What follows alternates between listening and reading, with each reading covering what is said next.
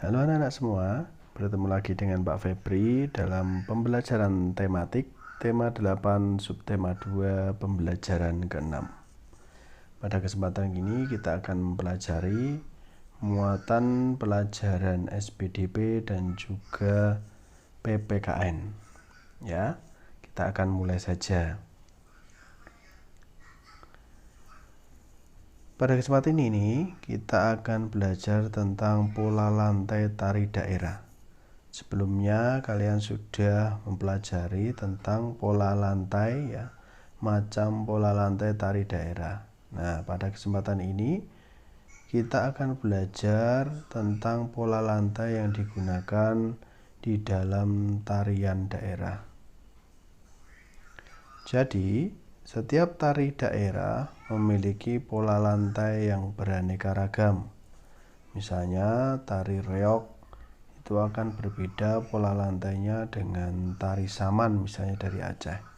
Maka setiap tari daerah memiliki pola lantai yang beraneka ragam. Selanjutnya, pola lantai yang digunakan dalam tarian ada yang mengandung makna dan ada yang tidak.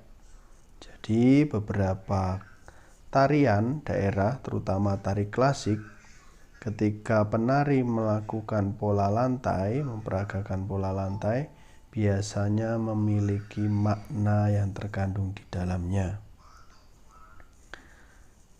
Selanjutnya, sebagai contoh adalah tari bedoyo dan jaran kepang pada bacaan berikut ini. Nah, pada bacaan ini, pola lantai karya tari, kita akan belajar dua tarian. Apakah pola lantai yang digunakannya ya? Pak Febri akan bacakan. Dengan adanya berbagai macam bentuk tarian, bentuk pola lantainya pun berbeda-beda. Bentuk pola lantai tarian yang satu berbeda dengan tarian yang lain.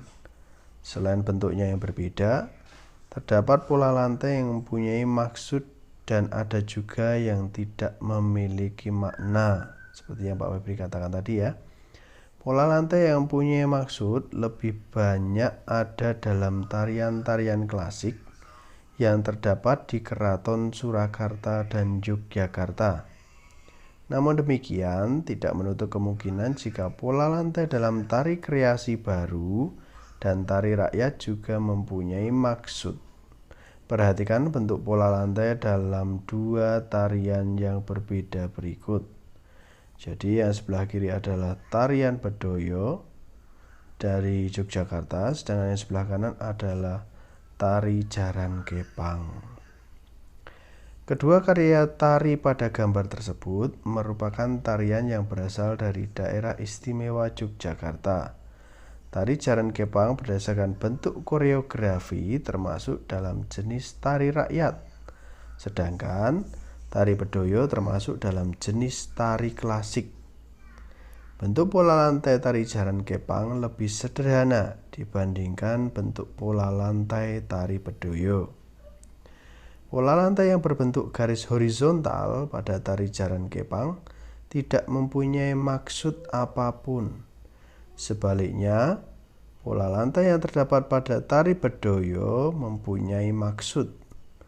Ada satu pola lantai pada tari bedoyo yang dikenal dengan nama raket lajur. Pola lantai raket lajur bermaksud menggambarkan 5 unsur yang ada pada diri manusia, yaitu cahaya, rasa, sukma, nafsu, dan perilaku. Nah, itu tadi dua contoh tarian dengan pola lantai yang berbeda. Jadi setiap tarian punya pola lantai yang berbeda. Dan terkadang ada pola lantai yang memiliki makna dan ada juga pola lantai yang tidak memiliki makna apapun. Materi kita selanjutnya adalah tentang toleransi dalam keragaman budaya. Jadi kita tahu bahwa Indonesia memiliki berbagai macam budaya karena Indonesia juga terdiri dari berbagai macam suku. Ada ribuan kebudayaan yang negara Indonesia miliki, ya. Dari Sabang sampai Merauke kita memiliki kebudayaan yang begitu luhur dan kaya. Keberagaman itu kita pandang sebagai kekayaan dan aset bangsa. Jadi, jangan sampai perbedaan budaya itu menjadi pemicu terjadinya konflik, tapi justru sebagai kekayaan dan aset bangsa yang harus kita kembangkan. Berbagai macam kegiatan dapat kita lakukan untuk memupuk rasa persatuan dalam keragaman budaya, seperti pada bacaan yang akan kita baca berikut ini. Peristiwa yang akan kita pelajari adalah anak PAUD Aceh tampilkan tarian Jawa untuk menunjukkan cinta tanah air. Jadi walaupun anak-anak itu berasal dari Aceh, tapi diajarkan juga, dikenalkan dengan berbagai tradisi yang ada di Indonesia. Tidak hanya daerahnya sendiri. Jadi ya kita tahu bahwa Indonesia memiliki berbagai macam budaya. Yayasan Sukma Bangsa Biren di Aceh menggelar lomba seni tari kreasi Nusantara. Lomba ini diikuti oleh 9 grup tari dari pendidikan anak usia dini atau PAUD di Kabupaten Biren, Aceh. Anak-anak dari PAUD tampil lucu dengan seragam unik. Penampilan mereka benar-benar menyedot perhatian ratusan pengunjung. Kebanyakan peserta lomba menampilkan tari daerah Aceh. Di antara peserta ada yang menampilkan tari Ranuk Lampuan, Bungong Jumpa, dan Tarik Pukat. Namun, ada pula beberapa peserta menampilkan seni tari dari provinsi lain di Indonesia. Salah satu di antaranya yakni PAUD Tun Sri Lanang. Anak-anak dari PAUD Tun Sri Lanang menyuguhkan tari jublak-jublak swung dari Jawa. 7 anak laki-laki menyajikan tarian. Mereka mengenakan kostum yang sederhana. Namun, gaya kocak anak-anak dalam menampilkan tarian berhasil memukau para penonton. Kita ingin menampilkan sajian yang berbeda. Kita juga ingin menunjukkan kebinekaan tari di Indonesia, kata Ibu Surya Murni, pendidik pada PAUD Tun Sri Lanang. Menurut Ibu Surya Murni, anak-anak usia PAUD seharusnya diperkenalkan dengan keragaman suku bangsa agar bisa melestarikannya kelak. Tanpa mengesampingkan kearifan lokal, sewajarnya anak-anak ditanamkan rasa cinta tanah air dengan aneka ragam suku dan budaya yang ada di Indonesia, tambah Ibu Surya Murni.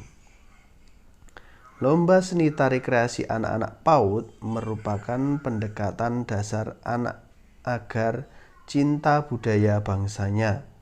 Semoga ke depan banyak pihak yang menyelenggarakan acara lomba tari agar mendukung upaya mewarisi budaya-budaya Nusantara. Acara lomba tari sekaligus sebagai ajang kreativitas anak usia dini agar tampil percaya diri di hadapan banyak orang. Nah, itu tadi sepenggal cerita tentang bagaimana kita bisa ikut berperan dalam mengembangkan budaya bangsa. Jadi selain kebudayaan kita sendiri, ya, kita juga bisa menampilkan kebudayaan dari daerah lain dengan pelajari tarinya tentu saja, misalnya kebudayaan tentang tari, mungkin belajar tentang bahasanya. Maka dengan seperti itu kita bisa tahu, anak-anak juga bisa paham bahwa Indonesia adalah negara yang kaya akan kebudayaan. Nah, itu adalah salah satu hal real yang dapat kita lakukan untuk mengembangkan atau melestarikan budaya bangsa. Mungkin ada anak-anak di sini yang pinter nari Bali misalnya. Bukan tarian daerahnya sendiri dari Kota Magelang, tapi mau untuk ikut serta melestarikan kebudayaan nasional.